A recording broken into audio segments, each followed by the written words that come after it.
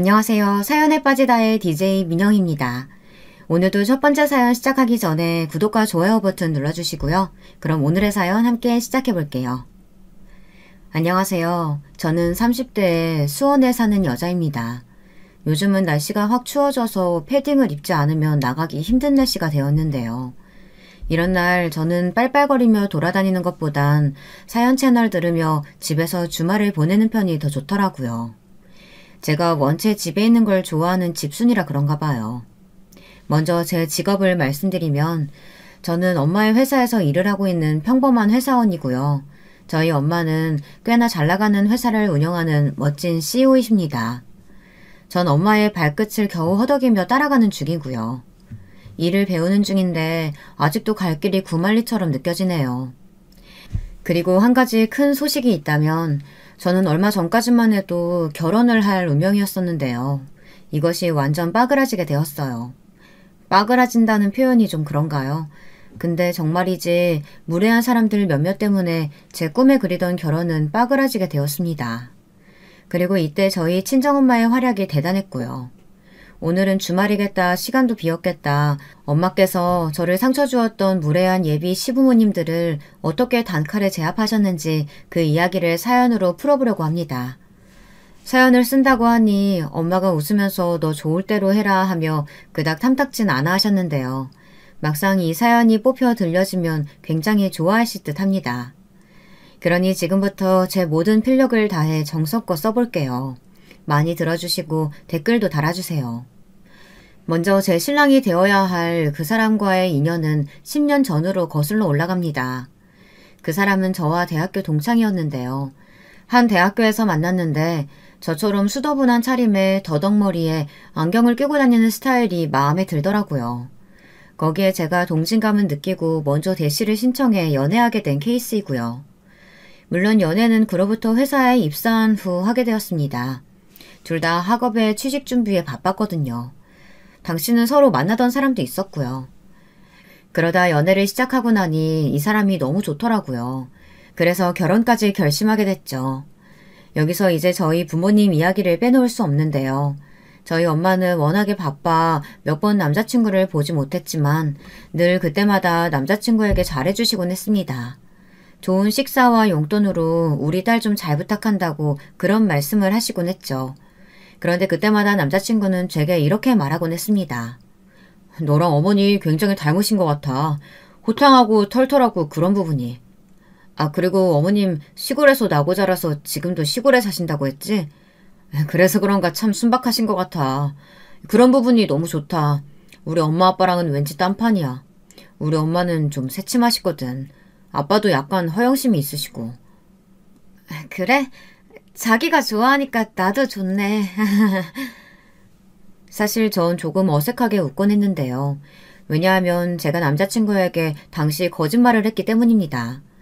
남자친구는 저희 엄마가 아직 시골에 사시는 평범한 농촌 사람으로 생각했어요.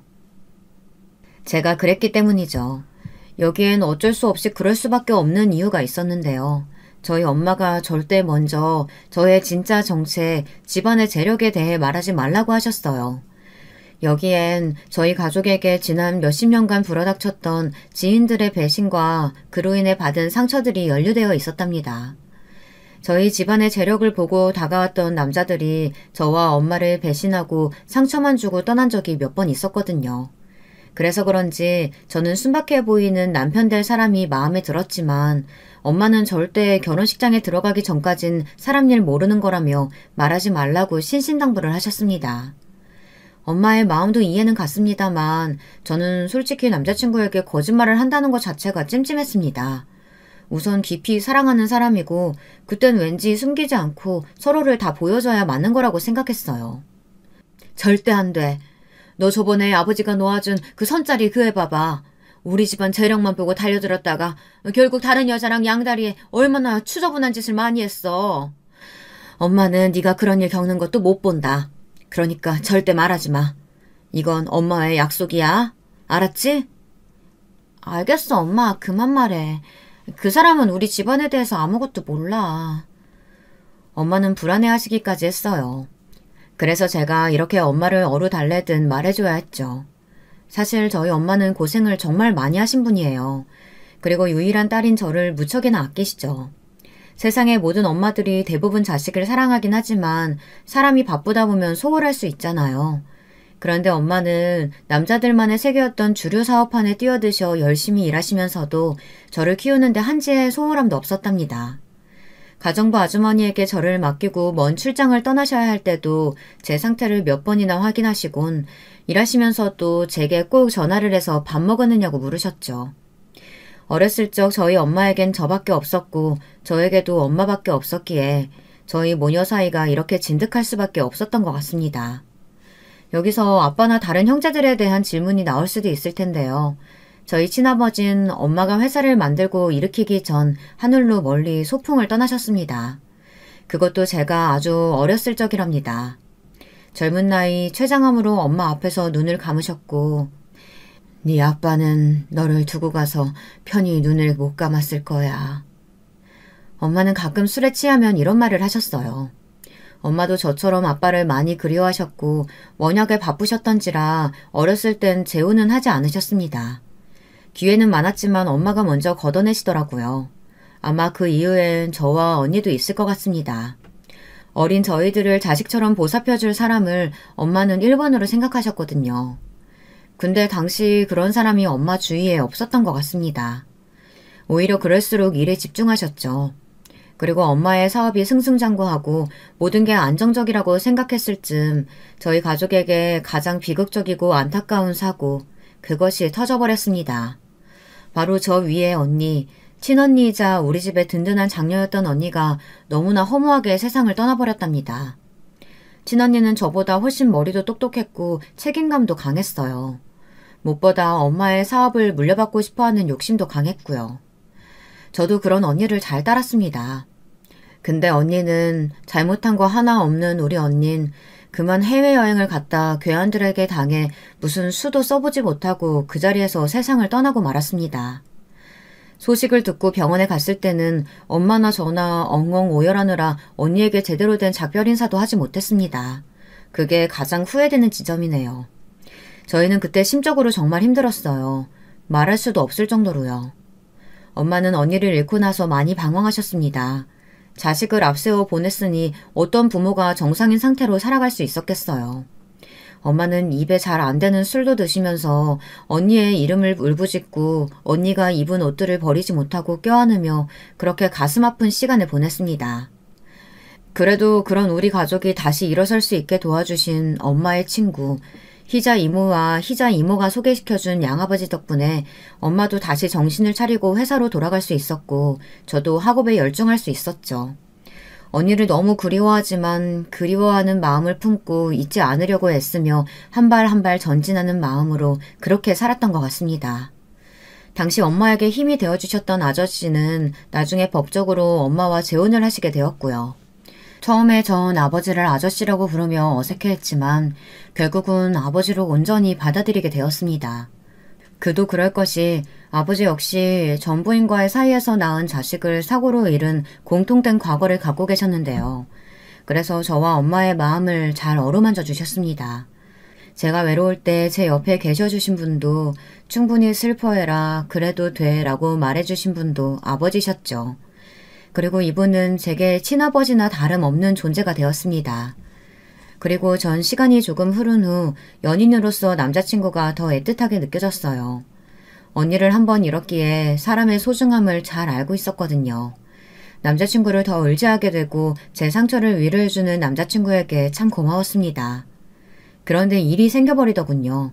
서로 결혼을 약속한 뒤 남자친구의 부모님 댁에 갔을 때 말로만 들었던 남자친구 부모님을 본다는 생각에 한껏 설레어 있었는데 예비 시부가 저에게 너무나 안 좋은 말을 하는 겁니다. 예비 시부모님에 대해 잠깐 설명을 하자면 당시 두 분 다 저를 탐탁지 않은 눈길로 보고 계셨는데요. 그분들은 자기가 강남에 사시는 것에 굉장히 자부심이 많은 분들이었습니다.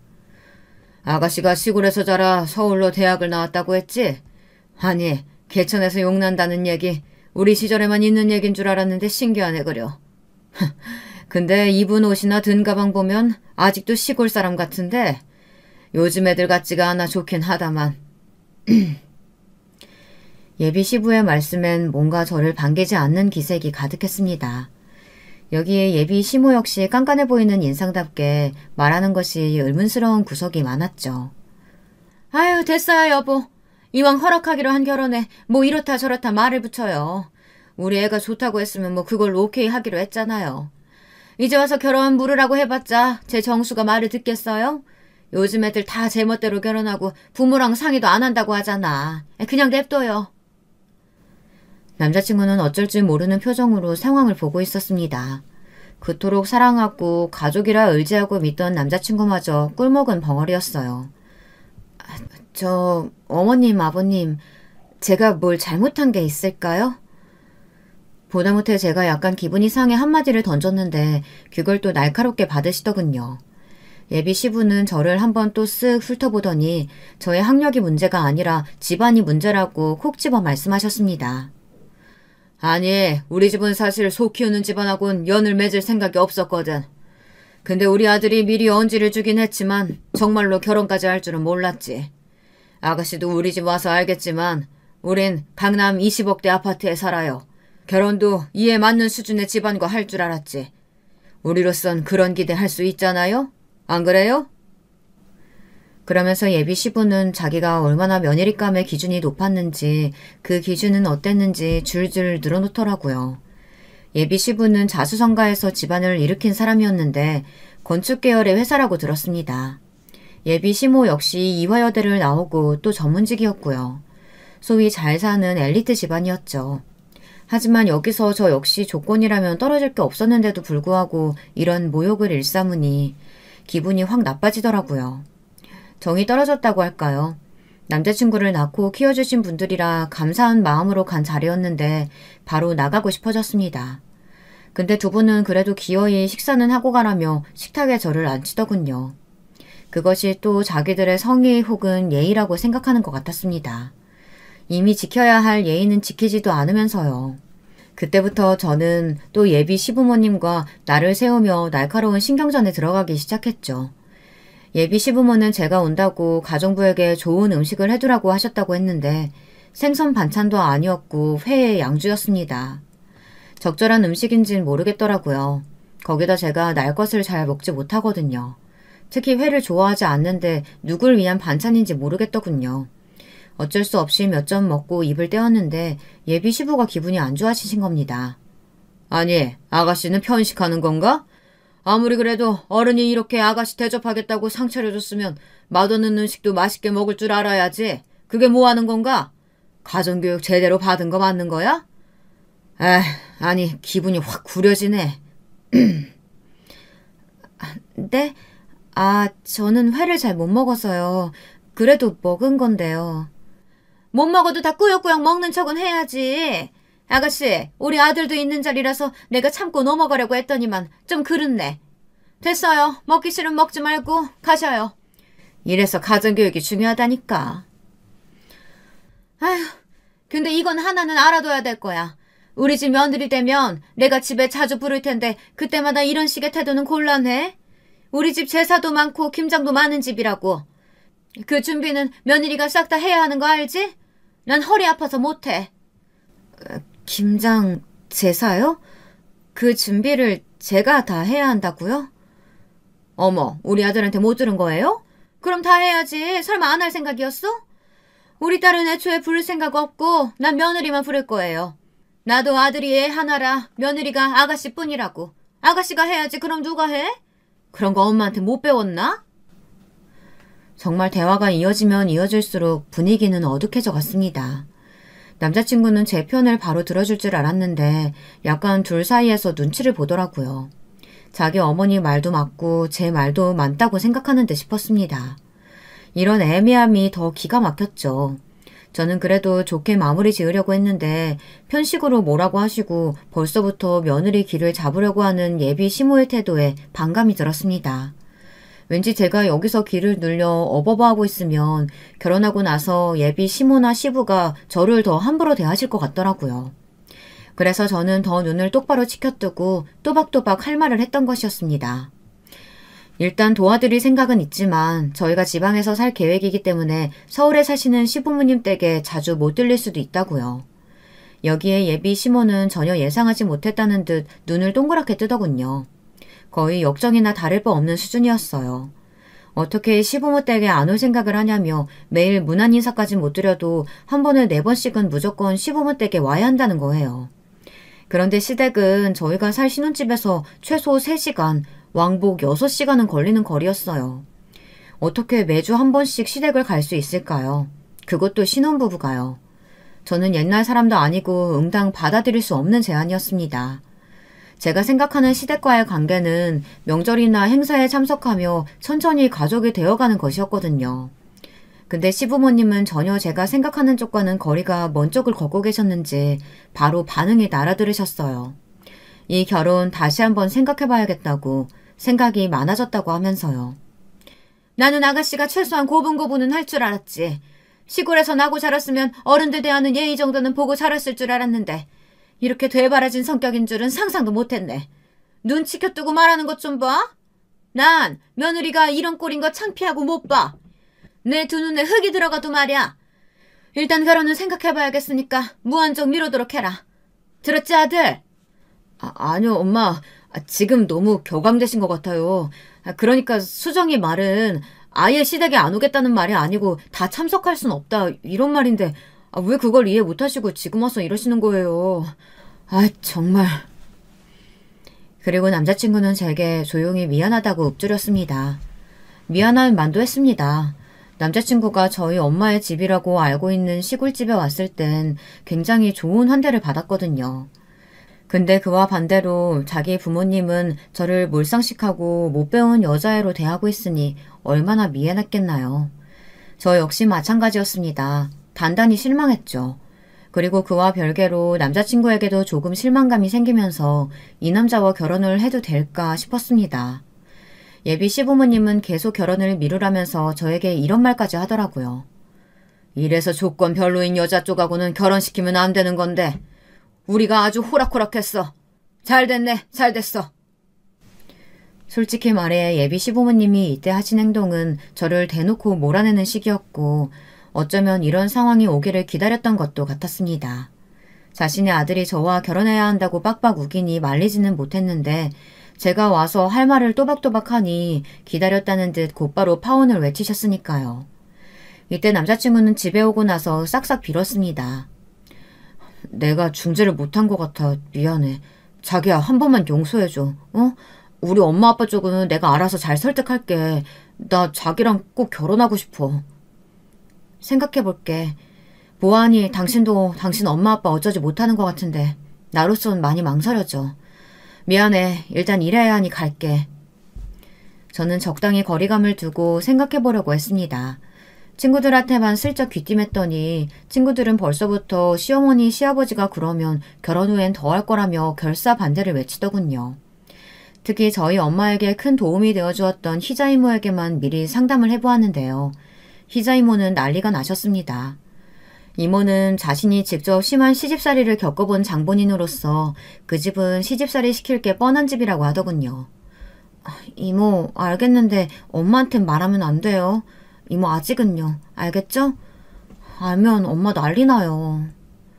예, 정말 너 그 집은 아니야.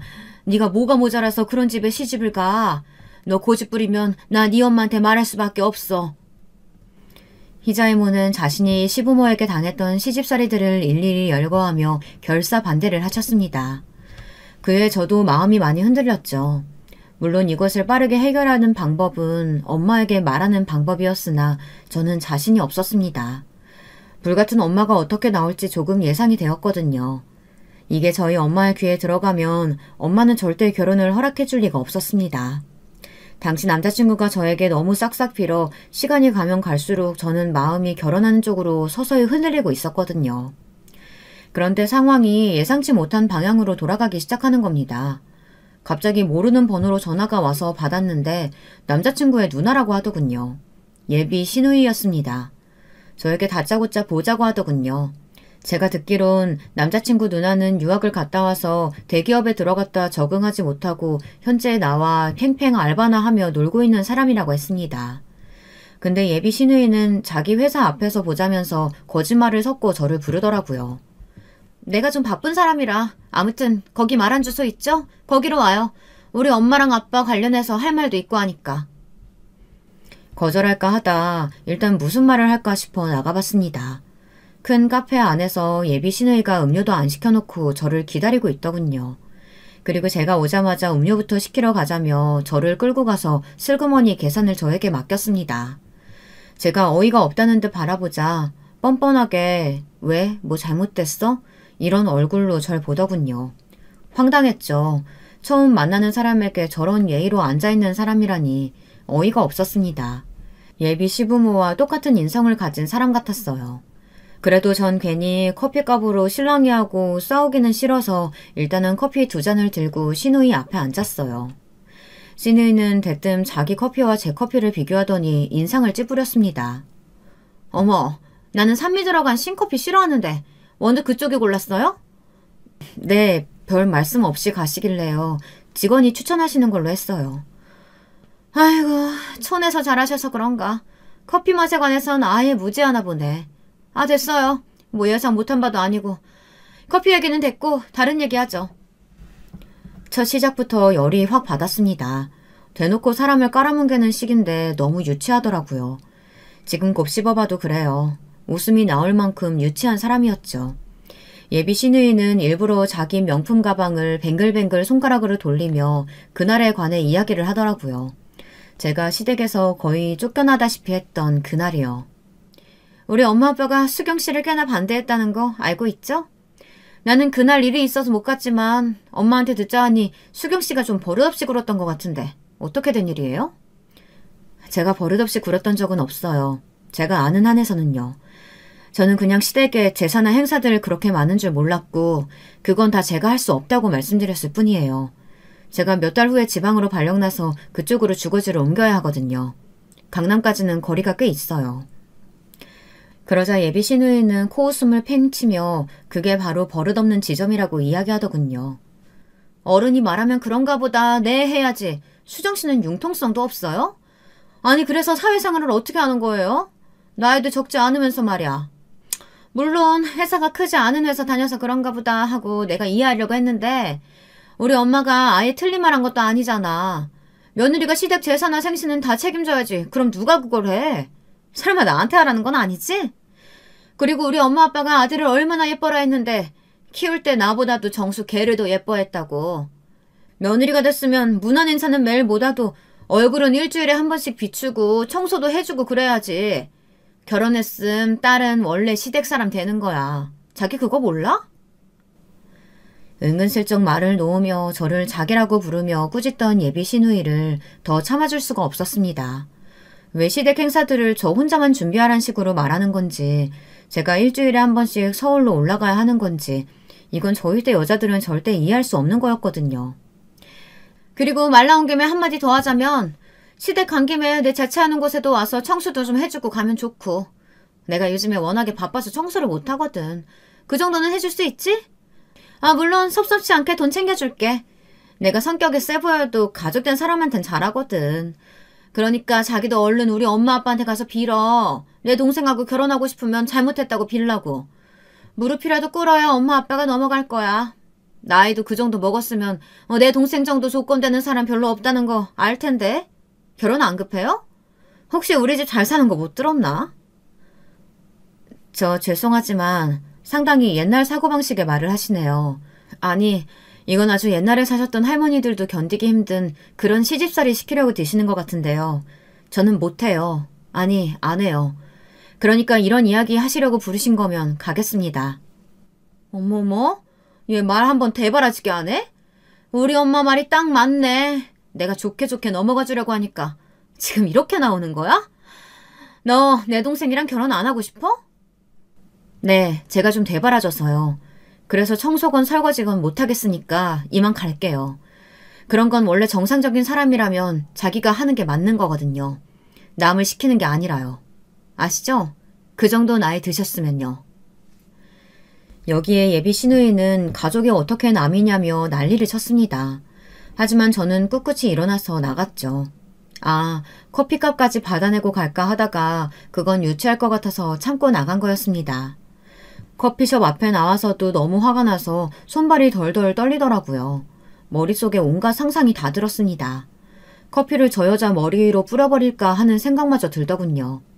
남자친구는 자기 누나를 만난 걸 뒤로 들어서 알았는지 전화가 와서 또다시 미안하다고 빌기 시작하는데 이것도 반복되니 지겹더라고요. 미안해. 내가 정말 입이 10개라도 할 말이 없다. 아니, 사과는 됐어. 당신 식구들은 어쩜 다 이래? 어쩜 하나같이 이렇게 무례해? 진짜 예의라곤 하나도 모르는 사람들이야.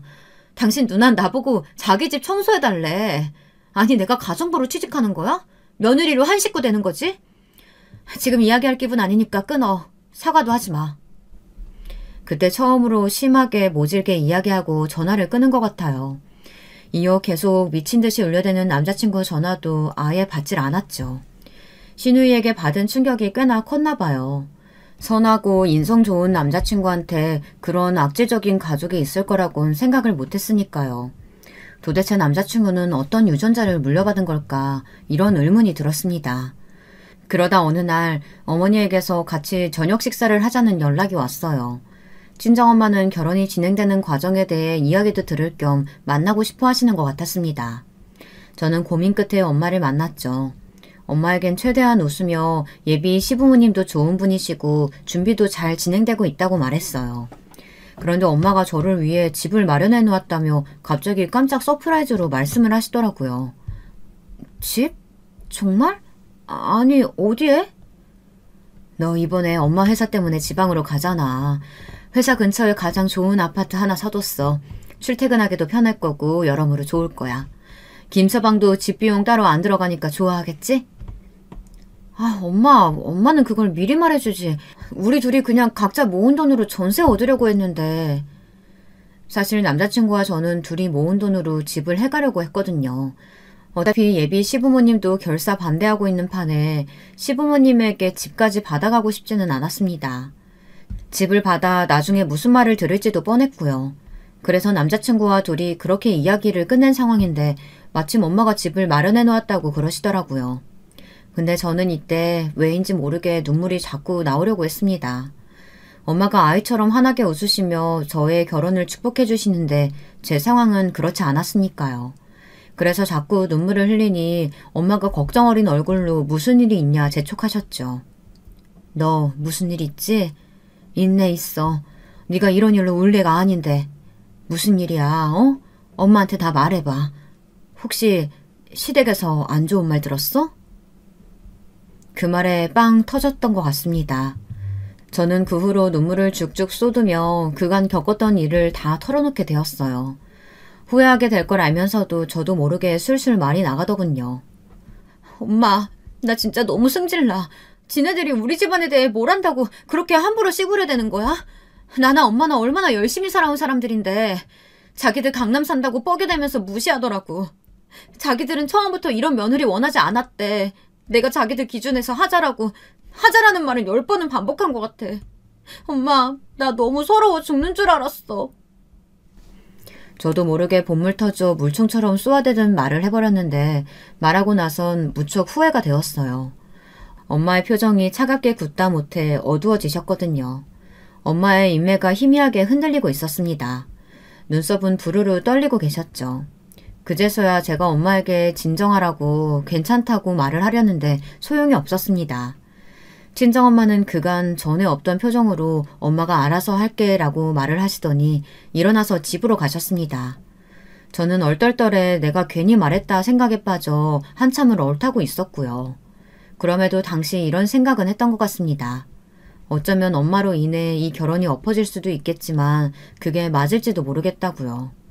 그때야말로 처음으로 남자친구만을 열렬히 사랑하는 마음이 아닌 이성적으로 이 상황을 볼 수 있게 된 것 같아요. 엄마에게서 이야기를 들었는지 아버지도 전화가 오셔서는 너가 결혼을 정말 원하는 게 아니라면 다시 생각해보자 하고 말씀하셨습니다. 덧붙여 저희 엄마가 화가 아주 많이 나셨다고 하더라고요. 불안해졌습니다. 그리고 다음날 갑자기 남자친구에게서 전화가 왔는데요. 저는 엄마가 남자친구에게 어떤 연락을 했나 싶어 받아봤더니 전혀 예상치 못한 내용이었습니다. 시부모님이 저희의 결혼을 허락했다고 하더라고요. 갑자기? 아니, 어떻게 했길래 허락을 하셨다고? 자기야, 기쁘지? 내가 말했잖아. 잘 설득해 보겠다고. 우리 엄마 아빠 이제 자기를 며느리로 받아주시겠다고 했고 한 가족으로 따뜻하게 맞아주시겠다고 했어. 지금까지 한 일도 다 사과하시겠대. 그러니까 얼른 상견례 자리 잡으래. 날짜 언제가 좋아? 남자친구는 자신이 단식투쟁까지 해가며 얻어낸 거라고 말하더군요. 이때 이상한 걸 눈치챘어야 했습니다. 누가 봐도 이상했으니까요. 하지만 저는 이상함을 느꼈을 뿐 그 뒤에 어떤 간교한 계획이 있을 것이라곤 생각지 못했습니다. 아주 교활하고 음침한 시부모니람 작자들의 계획을 말입니다. 심지어 그 사람들은 제게 문자를 보내기도 했어요. 미안하다. 지난 날은 다 잊고 상견례 날짜 잡자. 간단한 사과가 담긴 문자 한 통이었습니다. 당신이 어떻게 했는지 모르겠지만 나는 결혼 생각해볼 시간이 필요해. 당신이 당장 여기서 더 단식투쟁을 한다고 해도 난 솔직히 이제 정말 모르겠어. 결혼은 가족끼리의 결합인데 우리만 좋다고 할 게 아니라고. 우리 엄마도 내가 무슨 일 겪었는지 다 알게 됐다고. 우리 엄마 화 많이 나셨어. 아빠도 알게 되셨고. 남자친구에겐 솔직한 심정을 말했지만 남자친구는 정말 시부모님이 바뀌었다고 그 점을 강조했어요. 계속해서 말입니다. 예비 시어머니 역시 며느리 기강 잡는다는 게 너무 심했던 것 같다며 가정교육 관련한 발언을 특히 사과하고 싶어 한다고요. 말이 세신 분이지 마음까지 나쁜 분은 아니야. 너에게 정말 미안해하셔. 전 다 믿지 않았습니다. 허나 남자친구가 단식투쟁까지 하느라 응급실에 갔다 왔단 말을 하니 마음이 좋지 않았습니다. 모쪼록 저는 친정엄마에게 다 털어놓았겠다. 이젠 될 대로 되라는 식으로 상견례 날짜를 잡았어요. 보통 이렇게 상황이 흘러가면 얼굴을 서로 안 보는 게 정상이겠지만 엄마가 날짜를 무조건 잡으라고 재촉했거든요. 나 그 사람들 봐야겠다. 봐야겠으니까 꼭 잡아. 네가 결혼할지 안 할지 네 마음은 그 자리에서 결정해. 친정엄마가 워낙에 강경하게 나왔습니다. 이렇게 강경한 적은 오랜만이었죠. 저는 희자 이모에게라도 전화해서 엄마의 마음을 한번 들춰보고 싶었는데 희자 이모도 이상하게 전화를 받지 않았어요. 그래서 저와 남자친구는 상견례 장소와 날짜를 상의해 모이게 되었습니다. 장소는 강남에 있는 호텔 레스토랑으로 잡았고 날짜는 친정 엄마의 스케줄에 맞추었습니다. 당시 엄마가 사업을 해외 쪽으로 크게 하고 있어서 사실은 출장을 나갔어야 하는 날인데 엄마는 우리 딸에게 미안하지 않은 최고로 멋들어진 모습으로 상견례에 참석을 하시겠다며 모든 스케줄을 빼셨습니다. 그리고 드디어 이뤄진 만남에서 그야말로 사단이 일어나고 말았죠. 예비 시누이와 시부모는 일단 약속 시간보다 30분이 늦었는데 들어오면서 미안하다, 실례했다는 말 한마디가 없었습니다. 그의 엄마와 아빠는 여유롭게 웃으시더니 일단 상황을 지켜보고 있었죠. 저와 남자친구만이 어떻게 흘러갈지 예상할 수 없어 초조한 기색이었답니다. 근데 음식이 나오기 시작하자 명품을 잔뜩 걸친 예비 시부모님이 엄마와 아버지를 한번 쓱 보며 말문을 여는데 그때서야 눈치챌 수 있겠더라고요. 바보도 눈치챌 수 있었어요. 시부모님이 일부러 이 자리를 주선한 건데 그 이유는 바로 저와 엄마 아빠, 저희 집안을 망신주기 위해서였다는 것을요. 예비 시부모님은 일단 엄마를 쓱 위아래로 훑어보며 그랬습니다. 여기 음식이 저희 자주 가는 단골 음식점인데 상당히 고급스러워서 사돈들 입맛엔 안 맞을 수도 있어요. 사돈은 아무래도 시골에 계속 사시니 서울 음식은 오랜만이시겠죠? 너무 느끼하거나 하면 김치 달라고 할 테니까 말씀하세요. 괜찮습니다. 억지로 안 그러셔도 되는데 하여간 편하게 말씀하세요. 먹고 체하시면 안 되니까. 이 음식들 다 귀한 건데 체하면 아깝잖아요. 그래, 맞습니다. 안사돈, 서울 음식은 시골 음식이랑 아예 달라요. 못 먹겠음 말씀하세요. 저희 엄마 아빠를 배려하는 척 까내리는 발언이었습니다. 거기에 제가 열이 받아 한마디 하려 했는데 엄마가 제 손을 잡더라고요.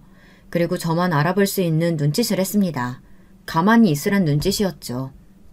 시골 사는 제 입맛 신경 쓰지 말고 편히 드세요.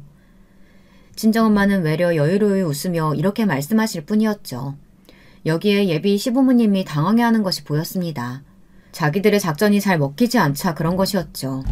그 후 예비 시어머니는 괜히 셰프를 불러 음식 맛이 어떻다 저떻다 오늘은 뭐가 별로다 하며 훈계를 하려 들더라고요. 자기들은 이런 곳을 많이 와봤다는 티를 내고 싶어하는 것 같았습니다. 저도 저지만 엄마는 사업차 수도 없이 이런 곳을 다니며 해외의 유명 레스토랑이랑 레스토랑은 빼곡히 다니셨을 텐데 이런 엄마 앞에서 괜한 주름잡기였어요. 그리고 그때 너무 웃긴 일이 발생했습니다. 예비 시어머니가 장식용으로 되어 있던 것을 먹다 퇴하고 뱉어냈어요. 그리고는 음식 맛이 뭐 이러냐며 불평을 하더군요. 너무 우스웠고 웃겼죠. 엄마는 예비 시어머니가 말하는 것을 차분히 응시하다 불평하는 음식에 대해 설명을 했어요. 아, 안사돈, 이건 원래 장식용이에요. 먹는 게 아니고요. 같이 드시니 입이 많이 씁쓸하셨겠어요. 여기 물이라도 드실래요? 아니 어떻게 하시고 인터넷을 자주 찾아보시나 봐요? 인터넷이라기보단 그냥 생활 속에 배어있는 거라서요. 저도 이런 곳 자주 다녀요. 사돈들처럼. 네? 시골에 이런 게 많다고요? 아니, 저 지도를 봐도 모르겠는 그런 곳에 사시는데 거기에 무슨 이런 레스토랑이 있다고. 뭐 어디 이름 없는 백반집하고 헷갈리시는 거 아니에요? 여기는 별 5개 받은 레스토랑이에요. 호텔 레스토랑이라고요. 호텔의 호자도 못 들어보셨을 분이 참나. 못 들어보긴요. 많이 들어봤죠. 많이 가봤고요. 예비 시어머니는 계속되는 엄마의 말에 밀려 점점 얼굴이 붉어지셨습니다. 사실 저희 엄마가 사업으로 잔뼈가 굵으신 분이라 말 한마디 한마디에 힘이 굉장히 강하신 분이었거든요. 초라하게 입고 있으셔도 저절로 풍겨오는 카리스마가 있는 분이셨죠. 그의 예비 시누이는 약간 이게 무슨 상황인지 얼떨떨해하는 표정이었고 예비 시부는 애써 엄마와 아버지를 하찮게 내려보고 있었죠. 친정엄마는 신경 안 쓰고 스테이크를 한 입 작게 썰어 입안에 넣었고요. 근데 갑자기 예비 시부가 물을 먹다 푸하고 뱉어내며 웃음을 터뜨리는 겁니다. 아니 안사돈, 저희 만나는 게 꽤 긴장되셨나 봐요. 어디 인터넷 보고 주워주는 지식 갖고 말씀을 하세요. 저희가 다 수준을 아는데 괜히 그러실 필요 없어요. 저희는 강남 살고 안사돈은 이름도 모르는 시골 동네 사는 수준인데 숨기셔봤자 저희가 더 민망해집니다. 불편하다고요. 예비 시부가 웃으며 그런 말을 하니 시누이와 시모도 긴장이 풀렸는지 같이 맞장구를 치고 앉았더라고요. 장신욕으로 된 걸 먹고 뻘쭘해하던 사람들이 말입니다. 이 우스운 상황에 남자친구는 엄마의 눈치를 보곤 중재하려 들었습니다. 그런 말 하지 마시라고 자리가 자리인 만큼 조심해달라고요. 남자친구는 이번 상견례 자리에서도 자기 부모님이 실수하면 저와 끝이라는 걸 알았으니 그런 거였어요. 근데 할 거면 제대로 호통을 치든가 참 어설프게 그러고 말더군요. 덕분에 예비 시부모님은 비웃음을 잃지 않고 본문을 꺼내들었습니다. 그나저나 저희가 예단 이야기를 좀 해야 할 것 같은데요. 갑자기 나온 예단 이야기에 친정엄마는 눈살을 찌푸렸습니다. 예단이요? 아이들 통해서 서로 예단 안 한다고 말 들었는데요. 아, 사돈이 친히 집해 주신단 말을 듣긴 했는데요. 사실 뭐 빌라 같은 거 마련해 주신 거 아닙니까? 그 집에선 우리 아들 못 삽니다. 제가 못 살게 할 거예요.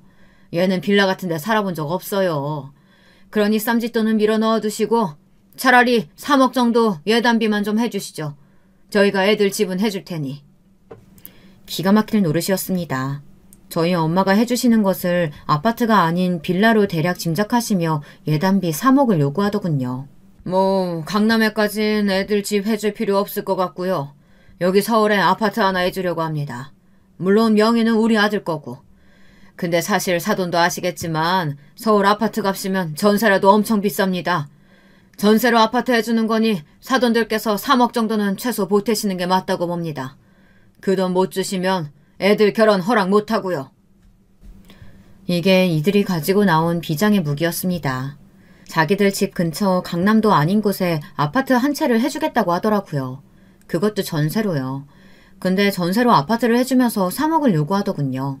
3억이란 액수가 문제가 아니었습니다. 이 사람들은 애초에 결혼을 허락할 생각이 없었죠. 저희 엄마와 아버지가 3억을 당연히 못 해줄 거라고 생각하고선 말하는 거였으니까요. 그런데 그때 저희 친정엄마가 화를 참는 듯 주먹을 잠깐 불끈 쥐시더니 그럼 지금 입금해드릴까요? 그게 편하시겠죠? 하고 말하더군요. 여기에 예비 시댁 일동 모두 당황했습니다. 똥 마려운 개처럼 앉아있던 남자친구마저요. 그리고 엄마는 바로 은행 계좌 어플을 켜서 입금을 해버렸습니다. 예비 시어머니는 더듬거리며 계좌번호를 부르다가 엄마 얼굴을 멍하니 쳐다보았고요. 시부도 똑같았죠. 그 얼굴들이 얼마나 웃겼는지 지금 생각해보면 사진으로라도 찍어두고 싶은 장면입니다. 그러다 예비 시부가 3억이 입금된 걸 확인하고 말이 없다가 이러시는 거예요. 저희 아버지가 손을 약간 떠시는 경향이 있는데 스테이크를 썰다가 칼을 놓치신 겁니다. 제가 대신 칼을 잡아 아버지 손을 쥐어드렸는데 아이고 스테이크도 못 써네. 병신도 아니고. 이래서 촌놈들하고는 사돈 맺는 거 아닌데. 이렇게 말하면서 대놓고 가래침을 뱉었습니다. 그것도 아버지 쪽으로 말입니다. 아버지는 아까 말했듯 저를 낳아주신 아버지보다도 더 깊은 정으로 길러주신 분이었습니다. 저는 벌떡 일어나서 이게 뭐하는 짓이냐고 소리를 쳤죠. 당신들 제정신이냐고요. 길길이 날뛰고 싶은 걸 간신히 참고 말하는 거였어요. 처음부터 결혼 허락할 생각도 없으면서 왜 부르신 거죠? 망신 주려고 부르신 건가요? 근데요, 저희 엄마도... 잠깐만 앉아봐, 수정아. 근데 친정엄마가 그때 저를 차분히 불렀습니다. 나지막한 엄마의 음성에 제가 떨리는 하체를 겨우 의자에 붙였더니 친정엄마는 조용히 다시 은행 계좌 어플을 키더니 시부모 얼굴 앞에 대놓고 통장 잔고를 보여주더군요. 그때까진 엄마가 뭘 하는지 정확히 알 수 없었으나 예비 시부모의 표정을 보고 알았습니다. 강남도 아니고 어디 뭐 서울 변두리 아파트요? 이래서 거지 새끼들하고는 사돈 맺는 거 아닌데 말이죠. 제 통장 보셨으면 아시겠죠? 어디 거지들이 우리 딸 앞에서 나대고 앉아있어. 이봐, 당신들 주제에 우리 딸 얻었으면 횡재한 거였어. 당신 아들도 로또 맞은 거였겠지. 이 결혼 파혼이야. 당신 같은 미천한 집안에 내 귀한 딸 줄 생각 추워도 없어. 엄마는 그야말로 화약이 와다다 터지는 폭탄 사이다 발언을 했고 아버지는 함께 웃었습니다. 예비 시부모는 눈을 심하게 떨며 엄마의 얼굴을 응시하다가 재빠르게 상견례장을 떠나버렸고요. 자기들도 창피한 건 아는지 예비 시댁 사람들 모두가 고개를 푹 수그리고 가더라고요. 남자친구 역시 마찬가지였습니다. 사실 예비 시댁 사람들에겐 정이랄 게 하나도 없었지만 남자친구한텐 마음이 달랐는데 상견례 날 이후 곰곰이 되짚어보니 알겠더라고요. 어느 날 저희 아버지께서 제게 이런 말씀을 하시며 제게 진지하게 물으셨는데요.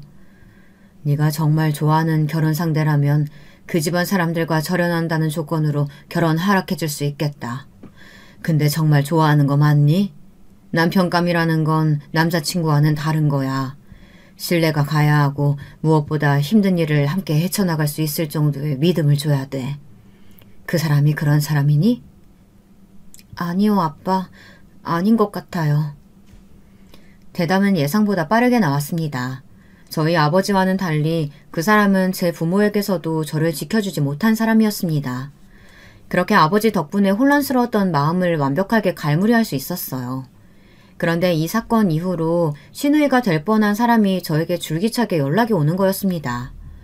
이유는 바로 시누이가 가고 싶었던 회사가 저희 엄마의 회사였는데요. 자신이 지금 최종 면접까지 붙었다며 제발 엄마에게 잘 말해달라고 하더라고요. 저기 우리가 보통 인연은 아니잖아. 한때 가족이 될 뻔한 사이였는데, 어?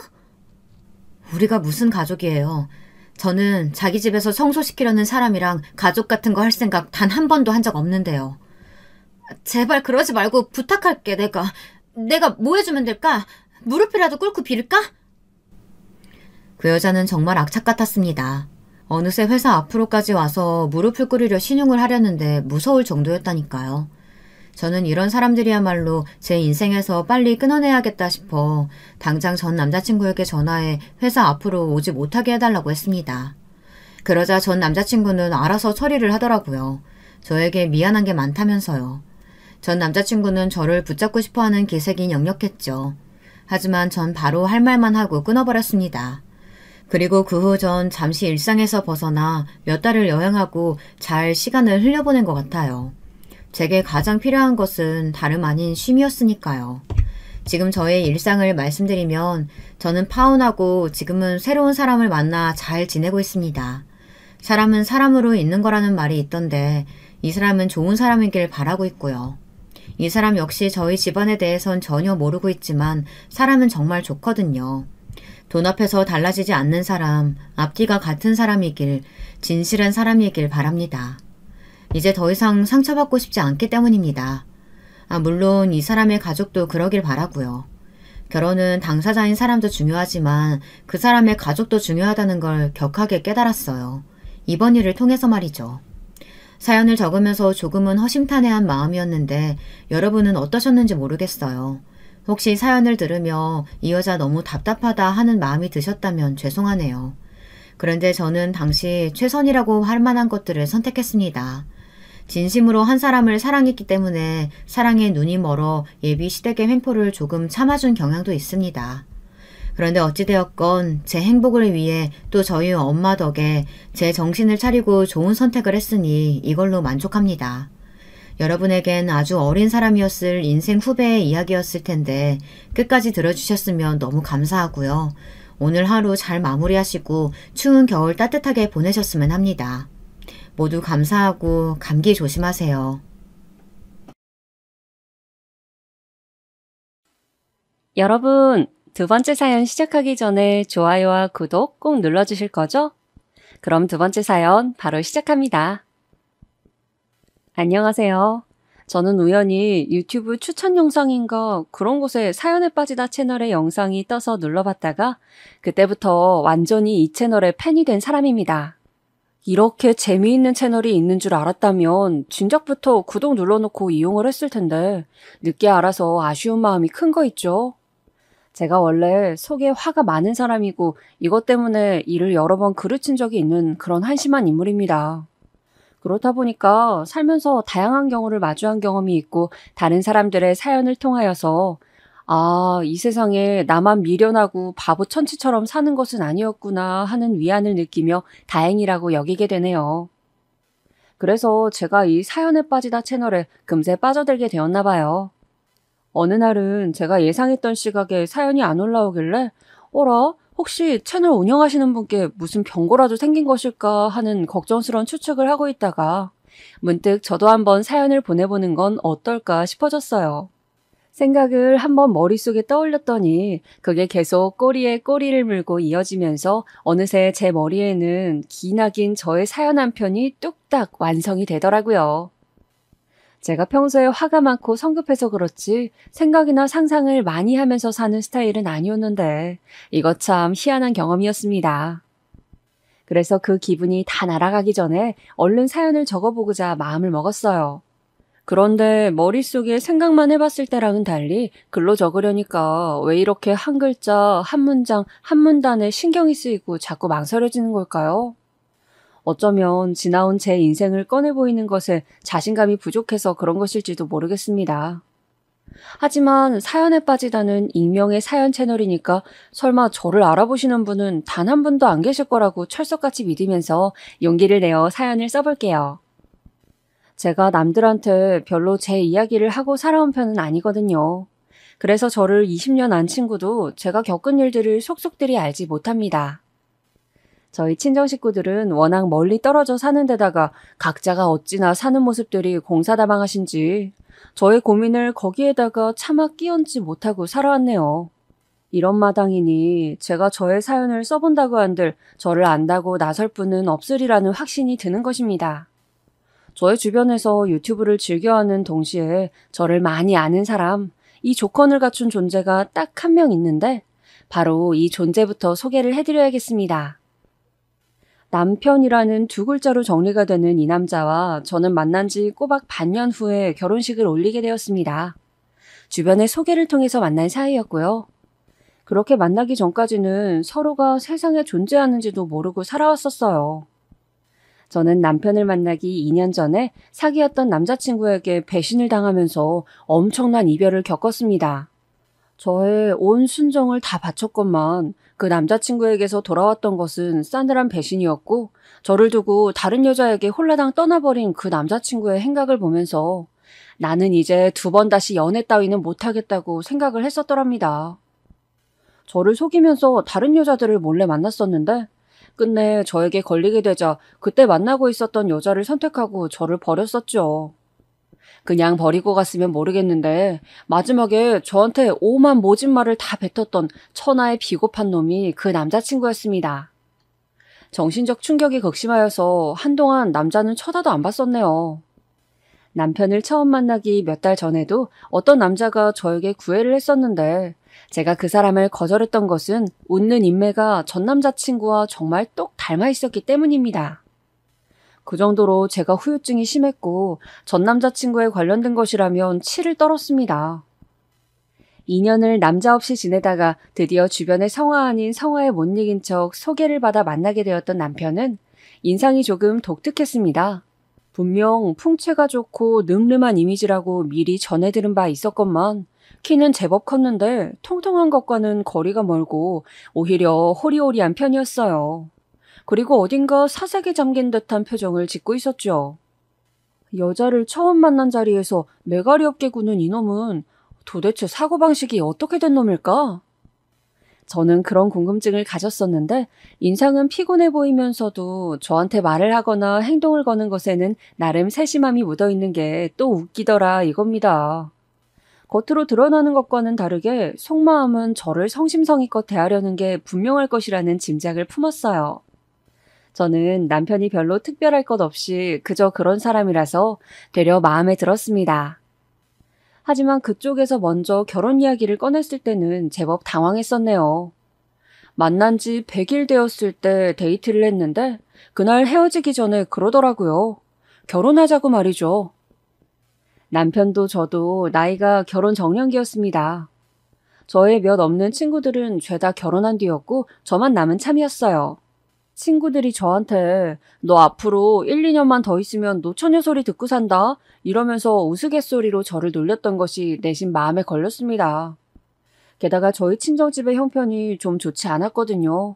남편의 집안도 크게 별 볼 일 없었는데 저희 집안보다는 아주 살짝 나은 편이었고 어느 쪽이 특별히 더 잘났고 못났고 이런 게 없다 보니 결혼하는 데 있어서 오히려 조율하는 게 편할 거라는 생각이 들었어요.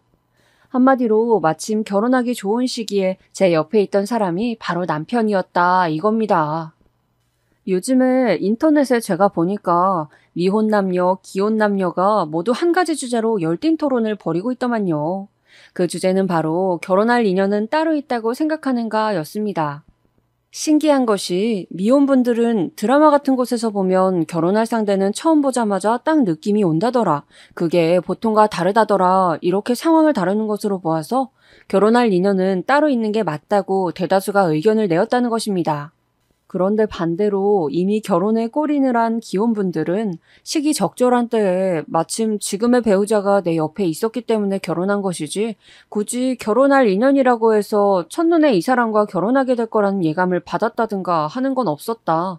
그런 건 대중매체에서 다루는 허상이고 실제로는 그런 경우가 드물다는 식으로 의견을 달았다는 것입니다. 사연에 빠지다 계신 여러분은 어떠셨나요? 지금의 배우자를 처음 만나셨을 때 이 사람과 결혼하게 되겠구나 라는 느낌을 받으셨나요? 저는 기혼자로서 후자의 손을 들어주고 싶은 마음이에요. 남편을 처음 만났을 때 이 사람과 결혼하게 될 것 같다는 예감을 받은 적 없었습니다. 그런데 다만 상황이 제가 결혼해도 나쁘지 않을 시기였고 그때 마침 만나고 있었던 사람이 남편이었을 뿐이죠. 아무튼 그래서 저는 남편의 결혼 이야기에 뭔가 홀린 듯이 빨려 들어가고 말았고 후딱 결혼을 해치우고 말았습니다.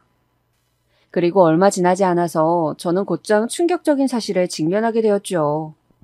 분명 남편을 소개해줬던 측에서는 남편이 풍채가 좋은 사람이라는 둥 이런 식으로 저한테 알려줬었는데 실제로 만나보니까 그렇지 않았던 점이나 안색이 어딘가 피곤해 보였던 점 이런 것에는 실상 숨겨진 이유가 있었던 것입니다. 제가 결혼한 남자, 제 남편은 바로 암 환자였습니다. 저는 이 사실을 전혀 정말 눈꼽만큼도 알거나 예상하지 못한 채로 결혼을 했던 것이고요. 결혼해서 부부가 된 지 딱 한 달 만에 남편이 암 선고를 받았네요. 결혼하자마자 얼마 안 돼서 이런 위기가 닥쳐왔지만 어쨌든 남편은 자기가 사력을 다해 치료를 받아 이겨내겠다고 하였고 시댁에서도 저한테 미안하고 면목이 없게 되었다면서 금전적인 지원을 여력이 닿는 만큼 해주겠다고 하니까 저의 화가 수그러들었습니다. 암 선고를 받아온 남편에게 괜찮으냐는 말은 못해줄 망정 이건 사기 결혼이다. 어떻게 보상할 거냐는 모진 말을 홧김에 내뱉었던 제 자신에게 반성이 들기도 하였고요. 괜히 욱한 심정에 그런 말을 해가지고 죄책감만 떠안았습니다. 남편이 암 치료를 그래도 성공적으로 받아내면서 상황이 금세 희망적으로 변했습니다. 그래, 비록 첫 단추가 요란하게 끼워진 결혼 생활이지만 액땜했다 치고 앞으로 잘 살면 되지. 결혼하자마자 몇 달 동안 엄청 고생했네. 앞으로는 둘 다 건강관리 잘하면서 열심히 돈 벌고 모으면서 그렇게 지내야지.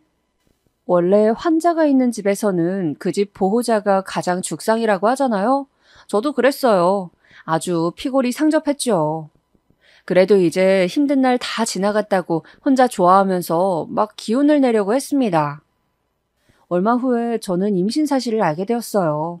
얼떨떨했지만 남편이랑 둘이 양가에 알리고 앞으로 부모가 되면 더 잘 살아보자고 희망찬 대화도 나누고 그랬습니다. 몇 주가 지나서 저는 뱃속의 생명이 아들이라는 걸 알게 되었고 첫째는 내심 아들이면 좋겠다는 말씀을 시댁에서 넌지시 저에게 던져주신 바 있었기에 크게 기뻐했죠. 그때로부터 얼마 안 지났을 때였습니다. 제가 정말 천하의 등신 같은 짓거리를 저질러버리게 되었는데요. 남편이 당직이라 출근한 토요일 아침 남편을 배웅하고 나서 제가 침대에 다시 들어누웠다가 깜박 선잠에 들었는데 웬 전화가 걸려왔어요. 비몽사몽간에 전화를 받아봤다가 제가 화들짝 놀랐죠. 서울지검 수사관 김명철입니다. 임지영 씨, 당신의 명의로 대포통장이 만들어진 것을 알고 계셨습니까? 예? 제 명의로 대포통장이라뇨? 아니요, 저는 그런 거 알지 못해요. 저는 결백해요. 지금 처음 들었는걸요? 임지영 씨, 지금 처하신 상황이 말이죠. 임지영 씨께서 피의자 신분으로 조사를 받게 되실 수도 있습니다. 피의자가 아니란 걸 증명하시기 위해서는 저희가 임지영 씨 통장에 든 돈의 출처와 금액을 확인해야 합니다. 요컨대 제가 범행에 가담한 피의자가 아니라는 것을 증명하기 위해서는 당장 제 통장을 들고 나오라는 것이었습니다. 저는 그날 1,600만 원을 현금으로 그들에게 건네주었습니다. 현장에 나가서 돈을 인출하여 그들에게 건네주기까지의 순간들은 제가 하도 머릿속에서 지워버리고자 애를 쓰고 용을 썼더니 지금은 희미하게만 남아있어서 정확하게는 묘사가 안 될 정도네요. 그토록 괴로운 기억이기도 하지만 제가 그 당시에 완전히 혼비백산이 되어 있기도 하였기 때문에 그런 것 같습니다. 돈을 가지고 사라진 그들이 다시 연락을 주지 않자 그제서야 저는 불길한 생각이 번뜩 스쳤습니다. 설마 지금 나 사기당한 건 아니지? 내 돈 떼어먹고 날랐을 리가 없어. 아유, 세상에 이런 범죄가 어디 있다고 내가 이런 일을 당하겠어? 아닐 거야. 그러나 초조해진 저는 경찰서에 찾아가서 제가 오전에 겪은 일을 전달하였고 잠시 후 보이스피싱 수법에 낚이신 것 같다는 절망적인 답변을 들었습니다. 그제서야 언뜻 뉴스에서 이런 것을 본 것도 같다는 생각이 들었어요. 제가 그 어이없는 사기를 당한 이후로 몇 주 뒤에 대대적인 보이스피싱 사기에 대한 언론 보도가 들끓었고 나중에는 이것을 아예 원천 차단하기 위해서 은행 측에서 조치를 마련하더라고요. 그러니까 제가 당했던 시기는 보이스피싱이 이제 막 기승을 부리면서 죄 없고 순진한 사람들의 뒤통수를 날리던 황금기였던 것입니다. 전국적으로 널리 이 사기 수법이 알려지기 전이라서 피해자들은 더 속기 쉬웠던 시기였고요. 지금도 이때를 생각하면 자다가도 이가 갈리고 눈이 번쩍 떠지곤 합니다. 경찰서에서는 저에게 위로를 건네며 그 작자들이 마음을 먹고 아예 작정하고 덤비면 우리 경찰들도 수법에 홀려서 넘어갈 만큼 치밀하고 대담한 놈들이다. 절대 죄책감 가지지 마시라고 당부를 해주셨어요. 그놈들의 수법이 젊은 여성들의 판단력이 흐려진 아침 시간 같은 때에 일부러 연락을 해서 혼을 쏙 빼놓는 것이라고도 말씀을 해주셨습니다. 말빨이며 말투가 치밀하기 때문에 웬만해서는 다 넘어간다는 말씀까지 덧붙여 주셨지만 저는 크게 위안을 얻지 못하였어요. 어쨌거나 바보같이 속아 넘어간 제 자신이 비참할 만큼 초라하게 느껴지는 건 변함이 없었으니까요. 제가 사기를 당해서 현금을 홀라당 넘겨주었다는 사실을 알게 된 남편도 얼마나 어이가 없었으면 화를 내기보다는 가장 먼저 보였던 반응이 헛웃음을 터뜨리는 것이었습니다. 그렇게 남의 돈을 받아쳐먹는 사기꾼들도 미친 것 같고 생판 남한테 갑자기 말 몇 마디에 넘어가서 돈을 건네는 쪽도 제정신이 아닌 것 같고 진짜 어떻게 해야 할지 모르겠다. 이런 일이 어떻게 일어나냐? 남편이 허망에 미치겠다면서 혀를 끌끌 차며 고개를 가로저었지만 용케 저한테 분노의 화살을 돌리지는 않더군요. 제가 너무 바보 같고 한심하지만 스스로가 가장 이 상황에 힘들어하고 있을 것을 알기에 굳이 자기까지 비난을 추가하고 싶지는 않다고 하였습니다. 그때 저는 처음으로 남편한테 정이라는 것을 붙이게 되었던 것 같아요. 만남도 남이 소개해줘서 얼떨결에 만난 것이었고 결혼도 갑작스레 휙 해버렸고 결혼하자마자 웬 암투병에 임신도 계획했던 것보다 일러서 놀란 마음이 컸고 이런 상황들의 연속이었는데 1,600만 원이라는 거금을 잃어버린 사기를 제가 당했음에도 저를 크게 탓하지 않는 남편을 보면서 그제서야 내가 결혼한 이 남자는 내 편이구나 하는 생각이 들었습니다. 뱃속의 생명도 그 전보다 더욱 소중하게 느껴지더군요. 불행하게도 그때 허무하게 날려버린 1,600만 원을 제가 다시 찾는 일은 없었습니다. 남의 등쳐먹으면서 살아가는 그런 사기꾼 놈들은 대대손손 천벌을 받았으면 좋겠어요. 아둥바둥 살면서 간신히 모았던 돈이었고 남편의 암투병 기간에도 그 돈만큼은 비상금으로 고이고이 남겨두었던 소중한 돈이었습니다. 부자한테도 1,600만 원을 잃는 것은 큰 건수일 텐데 하물며 저희 같은 사람이 그런 일을 당했으니 타격이 엄청 컸어요. 그래서 첫째 아들을 낳고도 편하게 몸을 못 풀었습니다. 삶이란 건 또 사라지는 것이었으니 열심히 살았고 세월이라는 것이 쌓여갔습니다. 둘째도 태어났고 딸이었어요. 큰애가 초등학교에 입학했을 때 나도 드디어 학부모가 되는구나 싶어서 감개무량하였고 기분이 묘했었는데 어느새 작은 애까지 초등학생이 되었을 때는 나도 이제 나이를 꽤나 먹었구나 라는 생각밖에는 안 들더군요. 그렇게 되기까지 정말 다사다난하였습니다. 남편이 저랑 결혼하자마자 암 선고를 받고 치료를 받았었잖아요. 그리고서는 일을 다녔었죠. 그런데요, 그게 그리 얼마 못 갔습니다. 건강이 오래 못 간 게 아니라 일을 다니는 게 얼마 못 갔어요. 참나, 세상에 앞일이 이렇게 될 줄이야. 그때는 제가 짐작이나 할 수 있었겠습니까? 남편이 건강 문제를 안고 있는 것은 안 되고 가슴 아픈 일이었습니다만 그것과는 별개로 사람이 한량 스타일이었어요. 알게 될수록 의외였던 것은 경제관념조차 뒤떨어져서 저보다도 못했다는 점입니다. 저희 큰애가 초등학교에 입학한 이후로 남편이 월급이라는 걸 벌어와서 저한테 준 적이 딱 2번이었습니다. 아니, 남들 가정은 애들이 초등학생이 되면 그때부터 더욱 미친 듯이 벌어서 저축하고 미래를 대비하고 애들 교육에 힘을 쓰던데 저희 집은 어째서 역행을 하며 남편이 건강 핑계로 일을 안 나갔던 것인지 모르겠습니다. 그런 남편을 보면서 제 속만 까맣게 타들어갔습니다. 남편이 있는 돈 없는 돈 전부 다 끌어모아서 대출까지 받아가며 사업을 했었는데 아주 시원하게 말아먹었어요. 그래서 개미 오줌만큼이나마 모아놨던 재산이 다 사라져버렸죠. 제가 작은 애까지 초등학교에 입학하기 전까지는 남편한테 크게 뭐라고 안 그랬어요. 제 성질머리를 고려했을 때 제가 엄청나게 참고 산 것이었죠. 왜냐하면 제가 예전에 보이스피싱을 당해서 1,600만 원을 공중분해 시켜본 전적이 있었기 때문에 속이 찔려서 그랬습니다. 남편도 은근하게 그때 그 돈을 잃지만 않았어도 하는 식의 말에 서두를 시작하면서 저를 압박해올 때가 있었거든요.